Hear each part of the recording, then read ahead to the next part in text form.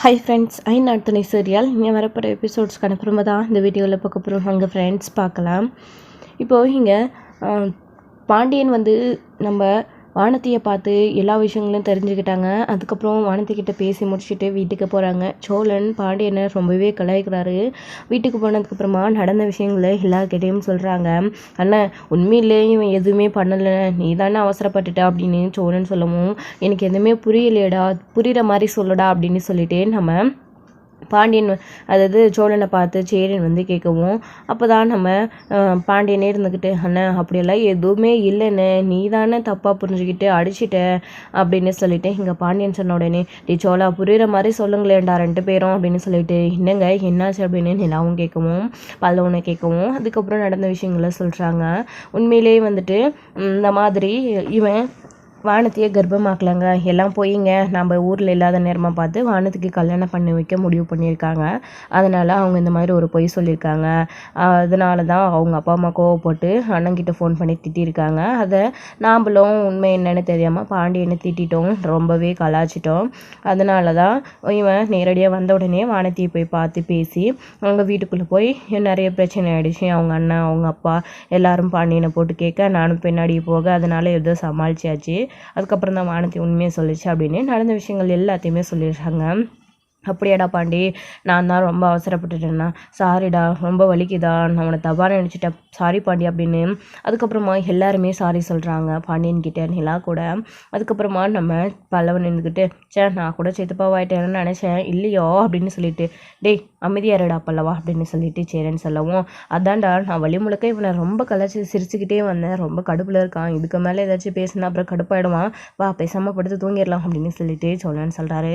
சரி பாண்டி வா, அதான் எதுவும் இல்லை இப்போ தான் எனக்கு நிம்மதியாக இருக்குது, நீ படுத்து தூங்குவா அப்படின்னு சொல்லிட்டு சேரன் கூப்பிடுறாரு. அதுக்கப்புறமா பாண்டியனும் படுத்து தூங்கிடுறாங்க. அதுக்கப்புறமா நம்ம காலையில் தூங்கி எழுந்திரிச்ச உடனே சேரன் போய் இது எப்போவோ காஃபி எல்லாம் போடுறதுக்காக பால் வாங்கிட்டு காஃபி பவுடர் இதெல்லாம் வாங்கிட்டு காஃபி எல்லாம் ரெடியாக போட்டு நிற்கிறாங்க எல்லாருக்குமே. அதுக்கப்புறம் எல்லாருமே அந்த காஃபியை குடிச்சிட்டு சூப்பராக இருக்குது, நல்லா இருக்குண்ணே, அங்கே போனதுக்கப்புறமா இந்த மாதிரி காஃபி போடுற இதே கிடைக்கல இல்லைண்ணே, என்னதான் இருந்தாலும் நம்ம ஊர் தானே அப்படின்னு சொல்லிட்டு இங்கே எல்லாரும் பேசிகிட்டு இருக்காங்க. அதுக்கப்புறம் தான் இங்கே எல்லாமே இருந்துக்கிட்டு உள்ளே லேப்டாப்பில் வேலையெல்லாம் ஒர்க்கில் எப்படி போயிட்டுருக்கு அப்படின்னு சொல்லிட்டு அவங்களோட ஃப்ரெண்ட் திவ்யா கிட்ட என்ன இது அப்படின்னு சொல்லிட்டு விசாரிச்சிட்ருக்காங்க.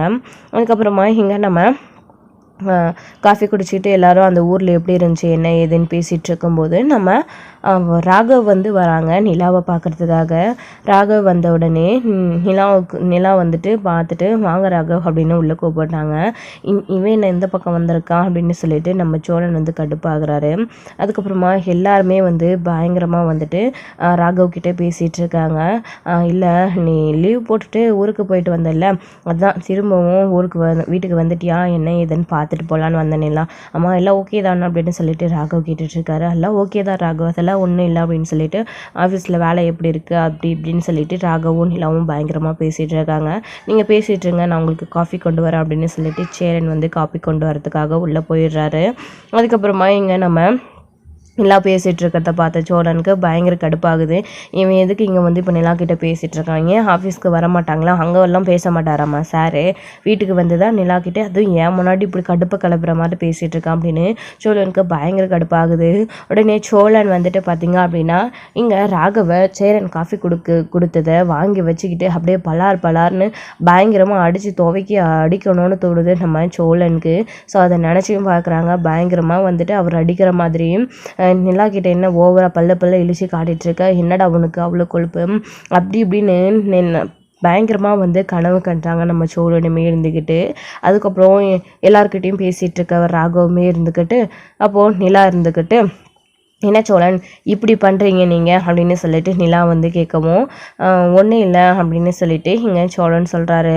இல்லை ஏதோ கனவு காட்டிகிட்ருக்கீங்களே அதான் அப்படின்னு சொல்லிட்டு, ஒன்றும் இல்லை அப்படின்னு சொல்லி பேசிகிட்டு இருக்காங்க. அப்போது நம்ம ராகவ் கிட்ட பேசுகிறது சோழனுக்கு பிடிக்கலையாட்டுங்குது. பார்க்கலாம் என்னதான் நடக்குது அப்படின்னு சொல்லி இன்னும் அவரை வெறுப்பேற்றணும் அப்படின்றதுக்காக நிலாவே வேணும்னே ராகவ் கிட்ட சிரிச்சு பேசிகிட்டு இருக்காங்க. இதை பார்த்த சோழனுக்கு பயங்கர கடுப்பாகுது. என்னதான் நடக்குதுன்னு பார்க்கலாம் அப்படின்னு சொல்லிட்டு அதுக்கப்புறம் சோழன் வந்து இதை பார்க்க முடியாத பயங்கர கடுப்பில் எழுந்திரிச்சு வெளியில் போயிடுறாங்க. இவங்கிட்ட சண்டை போடவும் நம்ம முடியாது, சண்டை போட்டால் அப்புறம் நிலாவுக்கு வந்து நம்ம மேலே இருக்கிற காதல் வந்து குறைஞ்சிரும். இப்போ தான் நம்மளை ஏதோ அவங்களே கொஞ்சம் கொஞ்சமாக புரிஞ்சுக்க ஆரம்பிச்சு நம்மக்கிட்ட பேசுகிறாங்க. அப்புறம் அவனை அடிக்க போய் நமக்கு ஏதாச்சும் பிரச்சனை ஆகிடும்டா சோழா, வேண்டாம் அப்படின்னு சொல்லிட்டு மனசுக்குள்ளே நினச்சிட்டு இருக்காரு. அவருக்குள்ளே அவரே வந்து தனியாக வந்து பேசிகிட்டு இருக்காரு. அப்படின்னு சொல்லிட்டு அங்கே இருக்கிற செவரெல்லாம் வந்து கையிலே குத்திக்கிட்டு அப்புறம் பயங்கர கடுப்பாயிட்டு இருக்காரு. நம்ம சோழன் வந்துட்டு கிச்சனில் போயிட்டு அதுக்கப்புறம் தண்ணி மொண்டு குடிச்சிட்டு, என்னடா சோழா, தயவு செஞ்சு அவன் இங்கேருந்து போகிற வரைக்கும் எல்லாத்தையும் அமைதியாக உனக்குள்ளேயே அடக்கிக்கிட்டு உட்காந்துட்டு இருக்கலாம், இல்லைனா அப்புறம் நிலாவை என்றைக்குமே நிலாவும் நீயும் ஒன்றும் சேர முடியாத போயிடும்டா அப்படின்னு சொல்லி மனசுக்குள்ளே நினச்சிட்டு அதுக்கப்புறமா கிச்சனில் நின்றுட்டு இருக்கவும், சரிங்க நிலா, நீங்கள் ஆஃபீஸ்க்கு வாங்க, நான் கிளம்புறேன் அப்படின்னு சொல்லிட்டு எல்லாருக்கிட்டையும் சொல்லிட்டு நம்ம ராகவ் வந்து கிளம்பி போகிறாங்க. அவர் போனதுக்கப்புறமா நம்ம பாண்டியன் வந்து என்னடா சொல்ல எந்திரிச்சு வந்துட்டா அப்படின்னு கேட்கவும், ஒன்றும் இல்லைடா, அவன் வந்து இங்கே வந்து எவ்வளோ தைரியமாக பேசிட்டு போகிறான், அவனுக்கு எவ்வளோட கொழுப்பு இருக்கும், ஏன் நிலா ஆஃபீஸ்க்கு வர மாட்டாளா, அங்கே பேசிக்க வேண்டியது தானே, இங்கே வந்து பேசுகிறான், அவனை பார்த்தாவே எனக்கு கடுப்பாகுதுடா அப்படின்னு சொல்லிட்டு சோழன் வந்து பாண்டியன் கிட்ட சொல்லிட்டு இருக்கவும், புரியுதுடா புரியுது, அதுக்கு யார் என்ன பண்ண முடியும், விடுடா அப்படின்னு சொல்லிட்டு இங்கே பாண்டியன் சோழனுக்கு ஆறுதல் சொல்லிட்டு போயிடுறாங்க. சோழன் கடுப்பாகிறத பார்த்த நிலாவுமே உள்ளுக்குள்ளே சந்தோஷத்தோட உள்ள ரூமுக்குள்ள அவங்க பாட்டுக்கு அமைதியாக போயிடுறாங்க. அதுக்கப்புறமா காஃபி எல்லாருக்கும் கொடுத்ததுக்கப்புறமா நம்ம சேரன் வந்துட்டு காலையில் சமைக்கிறதுக்காக காய்கறி வாங்கிட்டு வரணும்னு வெளியில் போகிறாரு. அப்படி வெளியில் போயிட்டு வரும்போது வானதி வந்து வராங்க. ஸோ அவங்க வந்து பார்த்திங்க அப்படின்னா சேரனை பார்த்த உடனே ஓடி வந்து சேரன்கிட்ட பேசுகிறாங்க. ஸோ அதாவது ஏற்கனவே இந்த மாதிரி நடந்துச்சு அவங்களோட லைஃப்பில், திரும்பவும் அந்த மாதிரி நடக்கக்கூடாது, அதாவது திருட்டு கல்யாணம் திரும்பவும் அவங்க குடும்பத்தார்கே நடத்தி வைக்கக்கூடாது அப்படின்றதுக்காக கார்த்திகா வந்து வானதி வந்து பேசுகிறாங்க. ஸோ வந்துட்டு ஒரு நிமிஷம் நில்லுங்க, அவங்கக்கிட்ட பேசணும் அப்படின்னு சொல்கிறாங்க வானதி. என்ன அப்படின்னு சொல்லிட்டு சேரன் கேட்கும்போது, இங்கே பாருங்கள், உங்களுக்கு கல்யாணம் ஆகாமல் தான் பாண்டி என்னை கல்யாணம் பண்ணிக்க மாட்டேன்னு சொல்லிட்டு இருக்காரு. எங்கள் வீட்டில் ஏகப்பட்ட பிரச்சனை நடந்துக்கிட்டே இருக்குது, என்னை கல்யாணம் பண்ணிக்க சொல்லி ப்ரெஷர் பண்ணுறாங்க. அது மட்டும் இல்லாமல் எனக்கே தெரியாமல் திருட்டு கல்யாணம் தான் பண்ணுறதுக்காக ஏற்பாடு பண்ணுறாங்க. பாண்டி உங்ககிட்ட எல்லா விஷயத்தையும் சொல்லியிருக்குல்ல, நான் கர்ப்பமாலாம் இல்லை, நான் என்னுடைய அந்த சூழ்நிலை தப்பிக்கிறதுக்காக அப்படி போய் சொன்னேன். பாருங்கள், தயவு செஞ்சு எங்களுக்கு நல்லது பண்ணணும்னு நீங்கள் நினச்சிங்கன்னா நீங்கள் ஒரு கல்யாணம் பண்ணிக்கோங்க சீக்கிரமாக. உங்களுக்கு கல்யாணம் ஆகாமல் பாண்டியை கல்யாணம் பண்ணிக்கணுன்றது என்னுடைய நோக்கமும் கிடையாது, அவனோட ஆசை அதுதான்னா பாண்டியோடைய ஆசைக்காக நான் துணையாக அவன் கூட நிற்பேன். உங்களுக்கு ஒரு கல்யாணம் நடந்தால் கண்டிப்பாக எங்களுடைய கல்யாணம் நடக்கும், அதுக்காக தான் சொல்கிறேன், நீங்கள் ஒரு கல்யாணம் பண்ணிக்கோங்க அப்படின்னு வானதி சொல்கிறாங்க. இதை கேட்டு சேரனுமே இருந்துக்கிட்டு, சரிப்பா நீ கவலைப்படாதப்பா, கூடிய சீக்கிரமே உனக்கும் பாண்டிக்கும் கல்யாணம் நடக்கும், அதுக்கு நான் பொறுப்பு, நீ கவலைப்படாத, என்னுடைய வாழ்க்கையை நான் பார்த்துக்கிறேன் அப்படின்னு சொல்லிட்டு சேரன் அங்கேருந்து வந்துடுறாரு. வானதியும் பயங்கர சந்தோஷத்தோட கிளம்பி காலேஜுக்கு போயிட்டுருக்காங்க. அதாவது பாண்டியனை பார்க்க மெக்கானிக்கல் ஷாப்புக்கு தான் இப்போ போயிட்டுருக்காங்க. ஸோ அப்போ வந்து பார்த்திங்க அப்படின்னா சேரனுமே இதே யோசனையோடய வீட்டுக்கு போகிறாங்க. வீட்டுக்கு போனதுக்கப்புறமா அவர் பாட்டுக்கு சமைச்சிட்ருக்காரு. அதையே நினச்சிக்கிட்டு சமைச்சு முடிச்சுட்டு நிலாவுக்கும் பேக் பண்ணி பல்லவனுக்கு பேக் பண்ணுறாங்க. நிலாவும் ஆஃபீஸ்க்கு கிளம்பிடுறாங்க. நம்ம பல்லவனும் வந்துட்டு காலேஜுக்கு கிளம்பிடுறான். அதுக்கப்புறம் சேரனுமே வந்துட்டு வழக்கம் போல், அதாவது சோழன் வந்துட்டு வழக்கம் போல் நான் இப்போது வேலைக்கு இனிமேல் போகலாம், லைசன்ஸ் வந்துடுச்சு அப்படின்னு சொல்லிட்டு தான் அவங்களோட மேனேஜரை பார்த்து சவாரி இருக்கா என்ன ஏதுன்னு டீட்டெயில்ஸ் பார்க்குறதுக்காக போயிருக்காரு. ஸோ அப்போ சேரன் எல்லாரையும் அனுப்பி விட்டுட்டு வேலைக்கு அவரும் கிளம்பி போயிட்டுருக்காரு. ஸோ அங்கே போயிட்டு கண்டிப்பாக வந்து நம்மளால் தம்பியோட வாழ்க்கை பாதிக்கப்படக்கூடாது அப்படின்னு சேரன் வந்து பார்த்திங்க அப்படின்னா புரோக்கர் மூலிமா ஒரு பொண்ணு பார்க்குறதுக்கு ஏற்பாடு பண்ணியிருக்காரு. ஸோ அவங்கக்கிட்டேயும் வந்து ஃபோன் பண்ணி ஆல்ரெடி சொல்லியிருக்காரு. அவங்க நேரடியாக சைட்டுக்கே வந்துடுறாங்க. என்னப்பா சேர வர சொன்னியாமே அப்படின்னு சொல்லிட்டு அவர் கேட்கவும், ஆமாண்ணே, எனக்கு ஒரு பொண்ணு பாருங்களேன், பொண்ணு எப்படிப்பட்ட பொண்ணாக இருந்தாலும் பரவாயில்லண்ணே, வசதி இருக்கணும் வசதி இருக்கக்கூடாது இப்படின்றதெல்லாம் எதுவுமே கிடையாதுண்ணே, எப்படிப்பட்ட பொண்ணாக இருந்தாலும் பரவாயில்ல, அவங்க எதுவுமே பண்ணலைன்னா கூட பரவாயில்ல, பொண்ணு மட்டும் கல்யாணம் பண்ணி கொடுத்தா போதுண்ணே, சீக்கிரமாக ஒரு பொண்ணு பாருங்கண்ணே, என்னால் என் தம்பிங்க வாழ்க்கை நாசமாக போகக்கூடாது, அவங்க நல்லா இருக்கணும், எனக்கு ஒரு கல்யாணம் நடந்தால் என் தம்பிங்க எல்லோரும் நல்லா இருப்பாங்கண்ணே, அதுக்காக தான் சொல்கிறான் அப்படின்னு சொல்லிட்டு இங்கே புரோக்கர்கிட்ட சேரின்னு பேசிகிட்டு இருக்காரு. சரி தம்பி பார்த்துடலாம், நானும் எத்தனையோ பொண்ணு பார்த்துட்டான், நான் எதுவுமே அமையல, ஆனால் உனக்கு கல்யாணம் நடக்கிற வரைக்கும் கடைசி வரைக்கும் நான் கூட உனக்காக பொண்ணு பார்த்துட்டு போராடிட்டே இருப்பேன் சேரா, நீ கவலைப்படாத, உன்னுடைய நல்ல மனசுக்கு எல்லாமே நல்ல விதமாக தான் அமையும் அப்படின்னு சொல்லிட்டு புரோக்கரும் அங்கேருந்து சொல்லிட்டு அங்கேருந்து கிளம்பி போயிடுறாரு. ஸோ இப்படி இவர் சொல்லிட்டு போனதுக்கப்புறமா சேரன் யோசிச்சு பார்த்துட்டு இருக்காரு. இவர் சொல்கிறதெல்லாம் உண்மை தானே, நமக்கு எவ்வளவோ வரன் பார்த்தாலையும் ஒன்று கூட அமையவே மாட்டேங்குது, என்ன பண்ணுறதுனே புரியலையே, பாண்டி வேற இது புரியாமல் எனக்கு கல்யாணம் நடந்தால் தான் அவன் கல்யாணம் பண்ணிப்பான்னு சொல்லிட்டு இருக்கான். என்ன பண்ணுறதுன்னு தெரியலையே. அந்த சின்ன பிள்ளைங்களோட வாழ்க்கையை பார்க்குறதா இல்லை நம்மளுடைய வாழ்க்கையை பார்க்குறதான்னு ஒன்றுமே புரியலையே. தம்பிக்கோசமாச்சும் நம்ம ஒரு கல்யாணம் பண்ணிக்கணும் அப்படின்னு எந்த பொண்ணாக இருந்தாலும் பரவாயில்ல அப்படின்னு சேரன் முடிவு பண்ணி யோசிச்சுட்ருக்காரு. சாமியும் சொல்லியிருக்கு கூடிய சீக்கிரம் ஒரு கல்யாணம் நடக்கும்னு சொல்லிட்டு நான் எதிர்பார்த்தது. ஸோ அந்த மாதிரி நடந்தால் நல்லாயிருக்கும், பாண்டியனோட வாழ்க்கை நல்லாயிருக்கும் அப்படின்னு சொல்லிட்டு யோசிக்க ஆரம்பிக்கிறாங்க. நம்ம அதாவது யோசிச்சுக்கிட்டே நின்றுட்டுருக்காரு நம்ம சேரன் நின்றுக்கிட்டு. ஸோ அது இதெல்லாத்தையும் பார்த்தா அனுஷ் வந்து பார்த்திங்க அப்படின்னா சேரன்கிட்ட பேச வராங்க. என்ன பையா இது அப்படின்னு சொல்லிட்டு கேட்கவும், ஒன்றும் இல்லைடா அனுஷ் அப்படின்னு நடந்த விஷயங்கள்ல அனுஷ்கிட்டையும் சொல்கிறாரு. ஸோ அனுஷுமே ஒரு விஷயத்த யோசிச்சு பார்க்குறாங்க. பேசாமல் நம்ம சந்தாவுக்கு அனுஷ் பையாவை அதாவது சேரன் பையாவை கேட்டு பார்க்கலாம் அப்படின்னு சொல்லிட்டு முடிவு பண்ணுறாங்க. ஏன்னா அனுஷ் நான் நினைக்கிறது கரெக்ட் தானே, எப்படிப்பட்ட பொண்ணாக இருந்தாலும் பரவாயில்ல, தம்பி நல்லா இருக்கணும்னா கல்யாணம் பண்ணிக்கணும்னு முடிவு பண்ணிட்டேன்டா அப்படின்னு சொல்லிட்டு இருக்கவும், பையா நான் உங்ககிட்ட ஒன்று கேட்கணும், நீங்கள் தப்பாக நினச்சிக்க மாட்டீங்களா அப்படின்னு சொல்லிட்டு இங்கே நம்ம அனுஷ் வந்து கேட்கவும், சேரன் வந்துட்டு என்ன விஷயம் அப்படின்னு கேட்குறாரு. நீங்கள் ஏன் சந்தாவை கல்யாணம் பண்ணிக்கக்கூடாது அப்படின்னு சொல்லிட்டு கேட்ட உடனே சாக்காய் நிற்கிறாங்க நம்ம சேரனுமே இருந்துக்கிட்டு.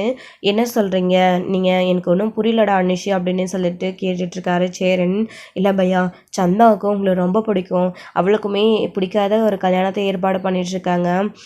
யாரையோ ஒருத்தர் கல்யாணம் பண்ணிக்கிட்டு போய் அவங்க கஷ்டப்படுறத விட எனக்கு தெரிஞ்ச உங்களை இத்தனை வருஷமாக எங்கே தெரியும், நீங்கள் எவ்வளோ க்ளோஸாக இருக்கீங்க, உங்கள் குடும்பத்தில் எல்லாரும் நல்லவங்க, நீங்களும் நல்லவர், எனக்குமே சந்தாவோட வாழ்க்கைக்கு நீங்கள் தான் ஏற்றவருன்னு நானுமே நினைக்கிறேன், சந்தாவுக்குமே உங்களை தான் பிடிச்சிருக்கு, ப்ளீஸ் பையா நீங்கள் சந்தாவை கல்யாணம் பண்ணிக்கோங்க அப்படின்னு சொன்ன உடனே, என்னென்ன அடிஷு நான் சந்தாவை என்றைக்குமே அப்படி பார்த்ததே கிடையாது, திடீர்னு நீ இப்படி பேசுகிறியே, அது என் தங்கச்சி மாதிரி, இது வரைக்கும் சந்தாவுக்கும் எனக்கும் அந்த மாதிரி ஒரு ரிலேஷன்ஷிப் இருக்குது அப்படின்றதவே நான் நினச்சி கூட பார்க்கலாம் அப்படின்னு சேரன் சொல்லிட்டு இருக்கவும், இல்லை பையா இல்லை நீங்கள் கல்யாணம் பண்ணிக்கோங்க, அவளுக்குமே உங்களை பிடிச்சிருக்கு, நான் கேட்டால் அவள் சரின்னு சொல்லுவாள், உங்களுக்கும் அவளுக்கும் கல்யாணம் பண்ணி வைக்கலாம் அப்படின்னு அனுஷ் வந்து சொல்லிட்டு இருக்கவும், சேரன் தடுமாறி நின்றுட்டுருக்காங்க. இல்லை பையா நீங்கள் வீட்டுக்கு வாங்க, இப்போவே வீட்டுக்கு போகலாம், நான் சந்தா கிட்டே பேசுகிறேன், வீட்டில் எல்லாருக்கிட்டையும் நம்ம பேசலாம் அப்படின்னு சொல்லிட்டு அனுஷ் வந்து சொல்கிறாரு.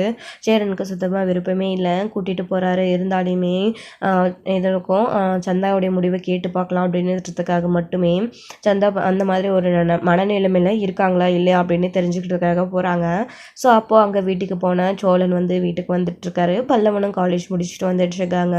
அப்போ வீட்டுக்கு வந்துட்டு உடனே இப்போது அனுஷும் சேரனை வந்திருக்கிறத என்ன விஷயம் ஏது என்னன்னு சோழன் கேட்குறாரு.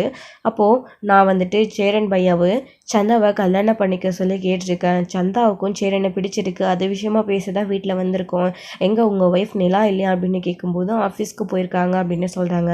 அப்போ நீங்கள் அவங்கள உடனே ஃபோன் பண்ணி வர சொல்கிறீங்களா, அவங்க எல்லாருக்கிட்டையுமே பேசணும் அப்படின்னு சொல்லிட்டு அனுஷ் சொல்கிறாரு. என்னென்ன இது, சரி இருங்க ஃபோன் பண்ணுறேன் அப்படின்னு சொல்லிட்டு நிலாவுக்கு ஃபோன் பண்ணுறாங்க. நிலாவுக்கு ஃபோன் பண்ணி விஷயத்த சொன்ன உடனே நிலாவுமே ஷாக் ஆகி உடனே அங்கேருந்து கிளம்பி வராங்க. ஸோ அவங்க சந்தா வந்துட்டு வராங்க. அப்போ தான் வந்துட்டு வெளியே அனுஷோடைய குரலை கேட்ட உடனே அண்ணா அப்படின்னு சொல்லிட்டு ஓடி வந்து கட்டி அணைச்சிக்கிட்டு அவங்களுடைய பாஷையில் பேசிக்கிறாங்க. இப்போது பிரச்சனை எதுவும் இல்லைல்ல, நான் இங்கே சேஃபாக தான் இருக்கேன், என்னை தேடி அவங்க இந்த ரவுடி யாராச்சும் வந்தாங்களா, அந்த பொறுக்கி ராஸ்கல் வந்தானா, கண்டிப்பாக அவன் வந்தான்னா என்னை அவங்க கூட மட்டும் அனுப்பிவிடாத, தயவு செஞ்சு அப்படி இப்படின்னு சொல்லி அவங்களுடைய பாஷையில் சந்தாவோட பிரச்சனையை பற்றி தான் அவங்க பேசிகிட்ருக்காங்க. அதுக்கு தான் நான் ஒரு முடிவு எடுத்திருக்கேன், இப்போ இன்னும் கொஞ்சம் நேரத்தில் நான் அதை பற்றி பேச போகிறேன், நீ கொஞ்சம் அமைதியாயிரு அப்படின்னு சொல்லிகிட்ருக்காங்க. அதுக்கப்புறமா நம்ம நிலாவுமே வீட்டுக்கு வந்துடுறாங்க. வீட்டுக்கு வந்த நிலாவுமே என்னாச்சுன்னா அப்படின்னு சொல்லிட்டு கேட்கும்போது, ஒன்றும் இல்லைப்பா, அனுஷ் தான் என்னமோ சொல்கிறான், எனக்கு ஒன்றுமே புரியலப்பா அப்படின்னு சரின்னு சொல்லிட்டு நின்றுட்டுருக்கவும், என்னங்க என்ன அப்படின்னு சொல்லிட்டு என்ன ஏது அப்படின்னு சொல்லிட்டு எல்லாருமே பேசிகிட்டு இருக்காங்க. ஸோ பல்லவனுமே அந்த கேப்பில் பாண்டியனுக்கு ஃபோன் பண்ணியிருக்காங்க. பாண்டியனுமே வீட்டுக்கு வந்துடுறாங்க. அப்போ தான் வந்துட்டு, இல்லை இங்கே பாருங்கள் எல்லாருமே ஒரு விஷயத்த நல்லா கேட்டுக்கோங்க, நான் வந்துட்டு சந்தாவை சேரன் பையாவுக்கு கல்யாணம் பண்ணி கொடுக்கறதா முடிவு பண்ணியிருக்கேன். நீங்கள் எல்லோரும் என்ன சொல்கிறீங்க, சேரன் பையாவுக்கும் நான் சொல்லிட்டேன், அவரது மாட்டேன்னு சொல்லிட்டு இருக்காரு, சந்தாவுக்கு சேரன் பையாவை ரொம்ப பிடிக்கும், நீங்கள் தான் எப்படியாச்சும் சேரன் பையாவை சம்மதிக்க வைக்கணும் அப்படின்னு பேசிகிட்டு இருக்கும்போது சந்தா உள்ளே போயிடுறாங்க. அதுக்கப்புறம் தான் அவர் வந்து எல்லாருக்கிட்டையும் பேசிகிட்டு இருக்காங்க. பல்லவனும் பாண்டியனும் இருந்துக்கிட்டு இது எப்படி சரி வரும் அப்படின்னு சொல்லிட்டு கேட்குறாங்க. ஆமாம் ஆமாம், எப்படி சரி வரும், அவங்க பாஷை வேறு, அண்ணனுக்கு அவர் பேசுகிறது சுத்தமாக புரியவே இல்லை, மொழி வேறையாக இருந்தாலும் அது எப்படி செட் ஆகும் அப்படின்னு சொல்லிட்டு நம்ம பல்லவன் வந்து கேட்டுட்ருக்கவும் பாண்டியனும் அதே தான் சொல்கிறாங்க. ஆமாம், இப்படி உங்களோட தங்கச்சி எப்படி அண்ணன் என்றைக்குமே அந்த மாதிரி நினச்சதே கிடையாது அவங்கள அந்த மாதிரி அப்படின்னு சொல்லிட்டு பாண்டியனும் சொல்லிட்டு இருக்காங்க. இல்லை பையா, ப்ளீஸ் பையா, அப்படியெல்லாம் யாருமே சொல்லிடாதீங்க, தயவு செஞ்சு புரிஞ்சுக்கோங்க சந்தாவுடைய சூழ்நிலையே. இல்லைன்னா சேரன் பையாவை இப்போ அவள் கல்யாணம் பண்ணிக்கல அப்படின்னா அவளுடைய வாழ்க்கையே வேறு மாதிரி தலைகிற மாறிடும். அப்புறம் என் தங்கச்சியை நான் உயிரோடு பார்ப்பனா இல்லையான்னு கூட எனக்கு தெரியலை. ஏன்னா அப்படிப்பட்ட ஒரு குடிகார மாப்பிள்ளையே அவளுக்கு கல்யாணம் பண்ணி வைக்கணும்னு எங்கள் வீட்டில் எல்லாரும் பிடிவாதமாக இருக்காங்க. நீங்கள் தான் புரிஞ்சுக்கணும் அப்படின்னு சொல்லிட்டு நம்ம அனுஷ் வந்து எல்லாருக்கிட்டேயும் பேசிகிட்டு இருக்காங்க. சேரன்கிட்டேயும் பேசிகிட்டு இருக்காங்க. பார்ப்பானெல்லாம் இதே தான் சொல்லிட்டு இருக்கா அனுஷ், எனக்கு என்ன பண்ணுறதுன்னே தெரியலப்பா அப்படின்னு சொல்லிட்டு சேரனும் சொல்லிட்டு இருக்கவும் அப்போ தான் நிலாவும் சோழனும் யோசிச்சு பார்க்குறாங்க.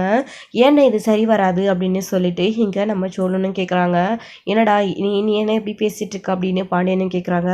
ஆமாண்டா, ஏன் பாண்டியன் இது சரியாக வராது, ஏன் அவங்கள சந்தாவுக்கு வந்துட்டு சேரன் கல்யாணம் பண்ணி வச்சா என்ன இப்போது, இது நமக்கு தோணாத போயிடுச்சு, அவரே வந்து கேட்குறாரு, இது வரைக்கும் நம்ம இந்த விஷயத்த யோசிக்காமல் விட்டுட்டோமே அப்படின்னு சொல்லிட்டு சோழன் பேசிகிட்டு இருக்காரு. ஆமாண்ணே, சோழன் சொல்கிறதும் கரெக்ட் தான், என்ன அவங்க வேறையாக இருந்தால் என்னென்ன, உங்களுக்கு அவங்கள பிடிக்கணும், ஒரு வேளை நீங்கள் அவங்க வேற நீங்கள் வேற நினைக்கிறீங்களான்னு அப்படின்னு சொல்லிட்டு நிலா கேட்கவும், இல்லைப்பா இல்லை, என்னப்பா நீ அனுஷையும் சந்தாவையும் என்றைக்குமே நான் அப்படி நினச்சதே கிடையாது, ஜாதியில் வேறு வேறு என்னப்பா இருக்குது, வேறு வேறையாக இருந்தால் என்னப்பா, அதெல்லாம் நான் எப்பயுமே பார்க்குறது இல்லைப்பா, என்னப்பா நீ இப்படி கேட்டுட்ட அப்படின்னு சொல்லிட்டு நம்ம சேரன் வந்து நிலா பார்த்து கேட்கவும், அப்புறம் என்னென்ன உங்களுக்கு அவங்க பிரச்சனை இல்லைன்றீங்க, அப்புறம் வேறு என்னென்ன நீங்கள் பேசாமல் சந்தாவை கல்யாணம் படிக்க வேண்டியது தானே, சோழன் சொல்கிற மாதிரி எங்களுக்கு கூட இந்த யோசனை தோணாமல் போயிடுச்சு இல்லை அப்படின்னு சொல்லிட்டு நம்ம சோழன் அதாவது நிலாவும் கேட்டுட்ருக்கா. அவங்க 2 பேரும் செட் ஆகாது அப்படின்னு சொல்கிறாங்க. நிலாவும் சோழனும் இது சரி வரும் அப்படின்னு சொல்லிட்டு இருக்காங்க. சேரனுமே யோசிச்சுட்டு நின்றுட்டுருக்காரு. ஆமாம், எங்கோ தம்பிங்க சொல்கிறாங்கல்ல, ப்ளீஸ் பையா ப்ளீஸ் அப்படின்னு சொல்லிட்டு இருக்காங்க. அதுக்கப்புறம் சாந்தாவும் உள்ளே இருக்காங்க. இதெல்லாத்தையும் கேட்டுக்கிட்டு தான் அவங்க பாட்டுக்கு உள்ளே இருந்துகிட்ருக்காங்க. அவங்களுக்கு என்ன முடிவு எடுக்கிறதுன்னு தெரியல. அண்ணன் என்ன முடிவு எடுத்தாலும் ஓகே அப்படின்ற மனநிலையில் தான் அவங்க இருக்காங்க. எக்காரணத்தை கொண்டு அந்த ரவுடியை பொறிக்க மட்டும் கல்யாணம் பண்ணிக்கக்கூடாது அப்படின்றது தான் அவங்களுடைய குறிக்கோள். அதுக்கப்புறம் இங்கே இதெல்லாத்தையும் வெளியே இருந்து கேட்டுட்டு உள்ளே வர நடேசனமே இருந்துக்கிட்டு, என்னடா இங்கே பாருங்கள், நீங்கள் பேசிகிட்டு இருந்த எல்லாத்தையும் நான் கேட்டுக்கிட்டு தான் இருந்தேன் அப்படின்னு சொல்லிட்டு இங்கே நடேசன் வந்து பேசவும், உங்களை யார் இப்போ இங்கே வர சொன்னது அப்படின்னு சொல்லிட்டு இங்கே சோழன் வந்து கேட்கவும், ஒரு நிமிஷம் அமைதியாக இருடா, நானும் பேசிக்கலாம்ல, ஏன் எனக்கு முடிவு பண்ணாமே என்கிட்ட சொல்லாமே நீங்களே எல்லாத்தையும் பண்ணிக்கலான்னு இருக்கீங்களா அப்படின்னு சொல்லிட்டு நடேசன் வந்து கோவப்பட்டுட்டு இருக்காங்க. நீங்களாச்சும் சொல்லுங்களேன், ஜெயரன் பையா இவருக்கு ஒரு பொண்ணு பார்க்க சொல்லி புரோக்கர் கிட்ட பேசிட்டு இருந்தாரு, அதை பார்த்ததுக்கப்புறமா தான் நானே வந்துட்டு இந்த ஒரு முடிவுக்கு வந்தேன், நீங்களாச்சும் சொல்லுங்க அப்படின்னு சொல்லிட்டு எங்கள் அனுஷ் வந்து கேட்டுருக்கவும், நீ கவலைப்படாத, நான் அவங்ககிட்ட பேசிக்கிறேன். டேய் என்னடா உனக்கு அந்த பொண்ணுக்கு என்னடா குடைச்சல், நல்லா மகாலட்சுமி மாதிரி தான்டா இருக்குது, ஏன் ஹிந்திக்கார பொண்ணாக இருந்தா என்ன, ஏன் கல்யாணம் பண்ணிக்க கூடாதா, நான் தோ பல்லவன் மட்டும் யார் உங்களுக்கு எல்லாருக்கும் தெரியும்ல, தெரிஞ்சிருந்தோம் ஏன்டா இப்படி அந்த பொண்ணு வேறன்றதுக்காக வேணான்னு சொல்கிறீங்களா என்ன, இங்கே பாருங்கள் உனக்கும் அந்த பொண்ணு பிடிச்சிருக்கு, அந்த பொண்ணுக்கும் உன்னை பிடிச்சிருக்கு, அப்புறம் என்னடா கல்யாணம் பண்ணிக்க வேண்டியது தானே, இந்த ஊர்வலத்தில் யாருமே உனக்கு பொண்ணு தர ரெடியாக இல்லை, எவ்வளோ சம்மந்தம் பார்த்தாலையும் அது அமையவே மாட்டிருந்து உன் கூடவே இருந்து உன்னுடைய சூழ்நிலை எல்லாம் தெரிஞ்ச உன் நண்பனையும் அவளுடைய தங்கச்சியும் உனக்கு கல்யாணம் பண்ணி கொடுக்கணும்னு பிடிவாதமாக வந்து நின்றுட்டுருக்கான், கிடைக்கிற வாழ்க்கையை அமைச்சுக்கிறதுக்கு உனக்கு என்னடா, அந்த பொண்ணு தான் உனக்கு பிடிச்சிருக்குல்ல, கல்யாணம் பண்ணிக்க வேண்டியது தானே அப்படின்னு நடேசனுமே சொல்கிறாங்க. இப்போ தாங்க நீங்கள் ஒரு உருப்படியான விஷயத்த பண்ணியிருக்கீங்க அப்படின்னு சொல்லிட்டு சோழன் வந்து சொல்லவும், அதெல்லாம் நான் எப்பயுமே பண்ணிக்கிட்டு தாண்டா இருக்கேன், உங்களுக்கு தான் அது கண்ணுக்கே தர்றதில்லை அப்படின்னு சொல்லிட்டு நடேசன் சொல்லிட்டு இருக்கவும், அங்கிள் சொல்கிறது கரெக்ட் தானே, இங்கே பேசாமல் சந்தாவை கல்யாணம் பண்ணிக்கோங்க அப்படின்னு நீலாவும் சொல்லிட்டு இருக்காங்க. சேரன் வந்து யோசிச்சுக்கிட்டே நின்றுட்டுருக்காரு. அத்தனை பேரை சொன்னாலுமே அண்ணே, ஆனால் கார்த்திகா கூட இந்த விஷயத்தை பற்றி கோயிலுக்கு நம்ம போயிருந்தப்போ என்கிட்ட பேசினாங்கண்ணே, ஆனால் நீங்கள் அவங்கள தங்கச்சியாக நினைக்கிறீங்க அப்படின்றத வச்சு நான் அதை செட் ஆகாது அப்படின்னு சொல்லிட்டு வந்துட்டேனே அப்படின்னு சொல்லிட்டு, ஆனால் எல்லாருமா இப்போ உங்களை சந்தாவை கல்யாணம் பண்ணிக்க சொல்லி கேட்குறாங்க, நீங்கள் ஏன்னா அமைதியாகவே இருக்கீங்க அப்படின்னு சொல்லிட்டு இங்கே பல்லவன் கூட ஒரு விதத்தில் கேட்குறாரு முதல்ல. அதுக்கப்புறம் செட் ஆகுமா என்ன அப்படின்ற மனநிலையிலேயே அமைதியாயிடுறாங்க நம்ம பல்லவனுமே. அதுக்கப்புறம் எல்லாத்தையும் யோசிச்சு பார்த்துட்டு நம்ம சேரன் வந்து பார்த்தீங்க அப்படின்னா ஒரு முடிவு எடுக்கிறாரு. சரி, முதல்ல சந்தாவை கூப்பிட்டு இதுக்கு சம்மந்தமான கேளுங்க, எனக்கு சம்மந்தம் தான், சந்தாவோட முடிவு என்னன்னு தெரியணும்ல அப்படின்னு கேட்கவும், அதெல்லாம் கண்டிப்பாக சந்தா ஒத்துப்பா, சந்தா சந்தா இங்கே வா வெளியில அப்படின்னு சொல்லிட்டு அனுஷ் வந்து கூப்பிடுறாரு. அவங்களுமே வெளியே வந்த உடனே என்னன்னு கேட்குறாங்க. அப்போது சேரன் பாவே உனக்கு பிடிச்சிருக்கா, நீ அவரை கல்யாணம் பண்ணிக்கிறியா அப்படின்னு கேட்குறாங்க. டைரெக்டாகவே எடுத்த உடனே இந்த விஷயத்தை பற்றி பேசிடுறாங்க. சந்தாவுமே யோசிச்சு பார்த்துட்டு எல்லாரையும் திரும்பி திரும்பி பார்த்துட்டு அதுக்கப்புறம் சம்மதம் அப்படின்னு சொல்லிட்டு தலையாட்டிடுறாங்க. இதை கேட்ட அனுச்சுமே பயங்கர சந்தோஷப்படுறாங்க. பையா, உங்களை கல்யாணம் பண்ணிக்க சந்தா ஓகேன்னு சொல்கிறா, அவளுக்கு உங்களை பிடிச்சிருக்கா, நான் தான் சொன்னேன்ல பையா என் தங்கச்சி என் பேச்சை கேட்பா அப்படின்னு. அப்படிப்பட்ட ஒரு குடிகாரனை கட்டிக்கிட்டு அவளோட வாழ்க்கை நாசமாக போகிறத விட நல்லா தெரிஞ்ச உங்களை நல்லவரை கட்டிக்கிட்டு அவள் சந்தோஷமாக இருக்கட்டுமே அப்படின்னு சொல்லிட்டு இங்கே அனுஷ் சொல்லவும் சந்தாவே ஓகேன்னு சொல்லிட்டா. இதுக்கப்புறம் நான் என்ன சொல்கிறது, அது மட்டும் இல்லாமல் தம்பிங்களுக்கு அப்பாவுக்கு நிலாவுக்கு எல்லாருக்குமே பிடிச்சிருக்கு, உங்கள் எல்லாருக்கும் சம்மந்தம் தான், எனக்குமே ஓகே. ஏன்னா பாண்டியனை யோசிச்சு பார்த்துட்டு அந்த ஒரு முடிவு சொல்கிறாங்க நம்ம சேரன் இருந்துக்கிட்டு. சரி, நமக்கு சந்தாவை கல்யாணம் பண்ணிக்கிட்டா அவனுடைய வாழ்க்கை நல்லா இருக்கணும், நம்மளுக்காக அவனுடைய வாழ்க்கை ஏன் வீணாக போகணும் அப்படின்னு ஓகே சொல்லிடுறாரு நம்ம சேரனமே இருந்துக்கிட்டு. இப்போ மொத்த ஃபேமிலியுமே பயங்கர சந்தோஷமாக இருக்காங்க. ஸோ சந்தாவுமே ரொம்ப சந்தோஷமாக வைக்கப்பட்டு உள்ளே போயிடுறாங்க. இப்போ பாண்டியன் இருந்துக்கிட்டு ஆனால் நல்லா யோசிச்சு தானே சொல்கிறேன் அப்படின்னு சொல்லிட்டு கேட்குறாரு. நான் நல்லா யோசிச்சு தாண்டா சொல்கிறேன் அப்படின்னு சொல்லிட்டு சேரனுமே சொல்கிறாரு. அண்ணனே ஒத்துக்கிட்டாரு, உனக்கு என்னடா பாண்டி, ஏன் உங்களுக்கு இதில் விருப்பம் இல்லையா அப்படின்னு சொல்லிட்டு நம்ம சோழன் கேட்கவும், இல்லைடா அண்ணனுக்கே ஓகே அப்படின்றப்போ எங்களுக்கு என்ன பிரச்சனை, ஓ அண்ணனுக்கு சரிண்ணா எங்களுக்கும் ஓகே அப்படின்னு சொல்லிடுறாங்க. ஸோ எல்லாருமே பயங்கர சந்தோஷத்தில் இருக்காங்க. அப்புறம் என்ன, ஆக வேண்டிய காரியத்தை பார்க்க வேண்டியதான், ஒரு நல்ல நாள் பார்த்து கல்யாணம் பண்ண வைக்க வேண்டியதா அப்படின்னு நடேசன் சொல்லிட்டு அதுக்கான வேலையை பாருடா அப்படின்னு சோழன் கிட்ட சொல்லிட்டு போயிடுறாரு. ஸோ இதோட இந்த எபிசோட் வந்து முடிச்சிருக்காங்க. அடுத்தடுத்த எபிசோடில் என்ன நடக்க போகுது, அடுத்து வந்து சேரன் சந்தாவுடைய கல்யாணம் எப்படி நடக்க போகுதுன்றதை வெயிட் பண்ணி நெக்ஸ்ட்டோட லவ் கிளப்ரஸ். தேங்க்யூ.